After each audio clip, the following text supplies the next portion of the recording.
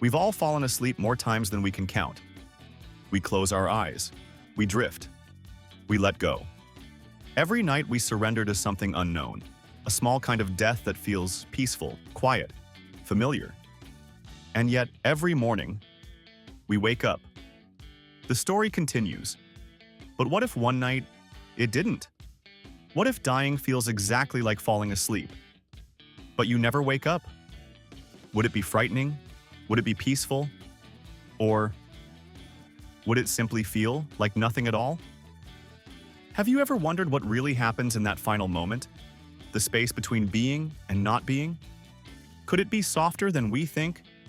If questions like this make you pause and look deeper into life itself, you're in the right place. Welcome to Mind in the Mirror, a space where we explore life's quiet mysteries, one thought at a time. If you enjoy reflections like this, don't forget to subscribe and leave a like. It helps us reach more curious minds, just like yours. Part 1. The familiarity of sleep. We don't really see sleep as something to be afraid of. It's normal, safe, even comforting. Every night we lie down, close our eyes, and slowly let the world fade away. Time loses its meaning. Everything becomes quiet. Most nights, we don't even notice the moment we drift off.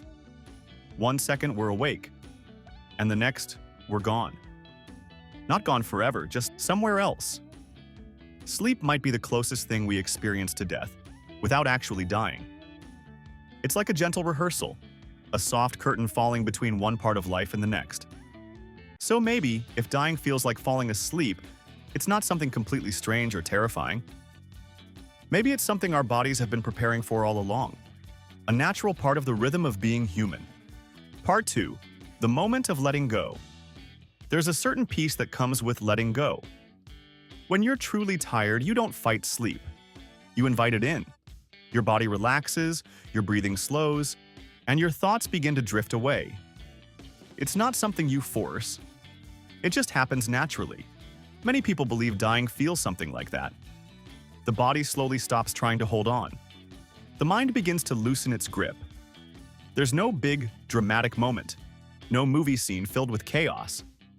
Just a gentle fading, like the last note of a song. If death is like a sleep we never wake from, then maybe that final moment isn't full of fear or pain.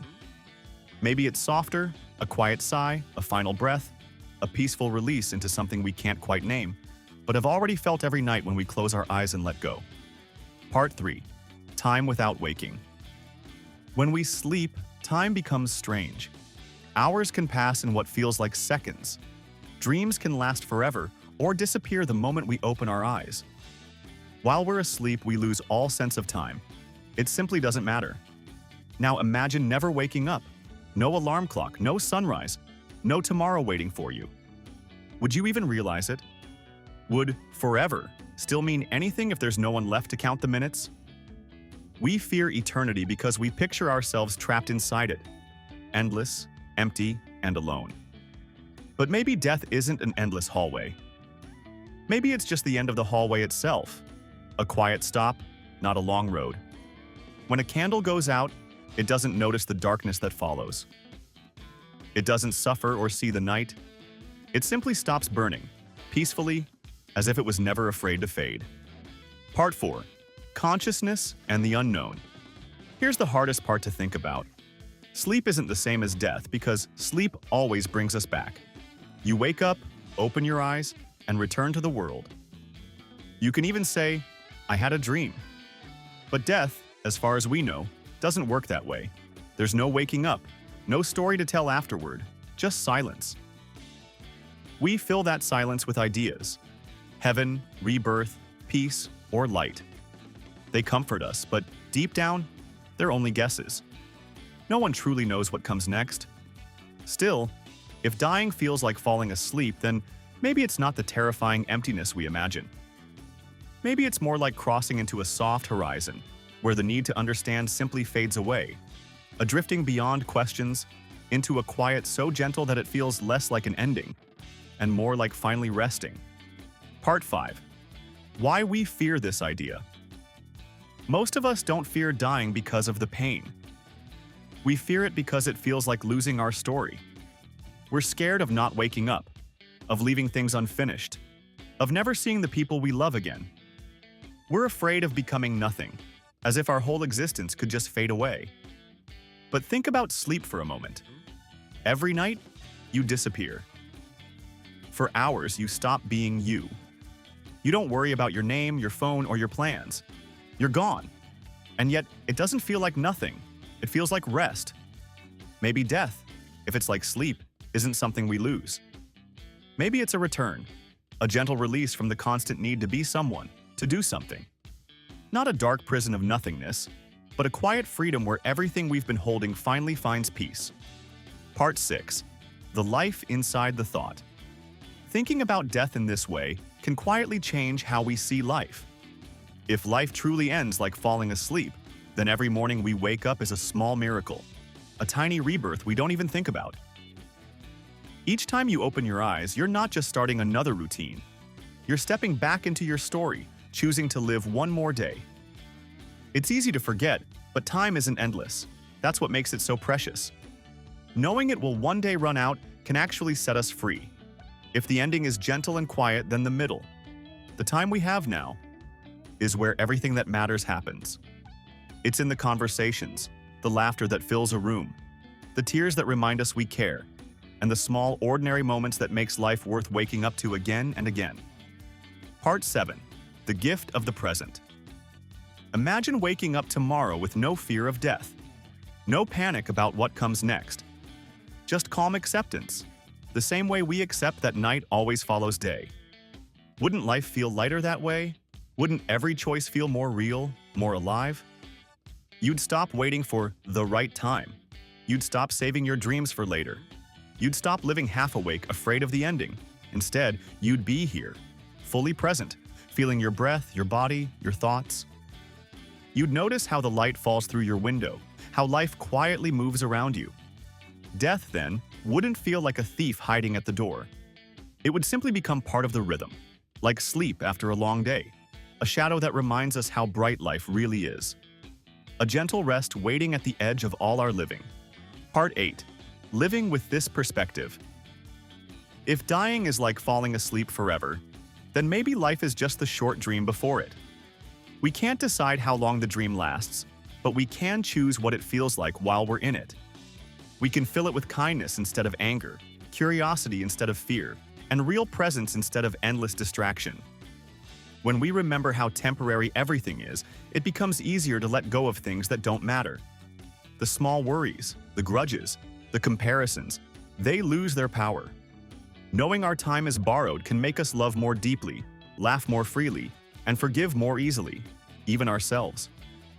Because in the end, every mistake, every fear, fades like a dream we once had. And what stays behind is not how long we dreamed, but how beautifully we chose to live inside it. Part 9. The soft ending. Picture the final moment of life as a quiet shoreline.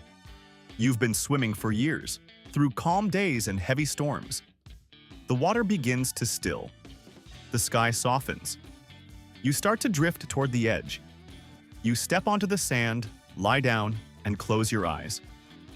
The waves move gently beside you, like the world is rocking you to rest. And then, there's nothing. No fear, no loneliness. Just peace. A sleep that doesn't ask you to return. We don't truly know if this is what dying feels like. But if it is, then maybe the end isn't something to fight against. Maybe it isn't cruel or dark. Maybe it's a final kindness. A quiet place where everything heavy finally lets go, and all that's left is calm. Part 10. Returning to the mystery. No matter how we imagine it, heaven, rebirth, or simply nothing at all, the truth is, death will always be a mystery. But when we think of it as sleep, something inside us softens. It turns the unknown into something we already understand. Maybe we've been quietly practicing for it our whole lives. Every night when we drift off, every time we let go of the day without fear. So tonight, when you close your eyes, notice the moment you surrender to rest. Feel how gentle it is, how soft, how natural, that ease, that peace. It's a reminder that letting go doesn't have to be frightening. And maybe, if dying truly feels like this, then the end isn't something to dread. Maybe it's simply another kind of sleep, one that asks for no alarm and no reason to wake. Reflection. We started with a question. What if dying feels exactly like falling asleep, but you never wake up? Maybe we'll never really know the answer. But maybe that's the point. The question reminds us of something simple, yet so easy to forget. Life is fragile, time is precious, and every moment we get to wake up, to breathe, to see, to feel, is a gift. So take a breath. Look around you. Hold someone's hand a little longer. Tell someone you love them while you can. Because one day, just like sleep, our story will quietly end. And what truly matters won't be how long we dreamed, but how deeply we lived. Have you ever thought about what it really means to live fully? To be awake while we're still here? Share your thoughts in the comments below. And if this reflection spoke to you, don't forget to subscribe and leave a like. It helps Mind in the Mirror reach more souls who, like you, are searching for meaning in the quiet corners of life.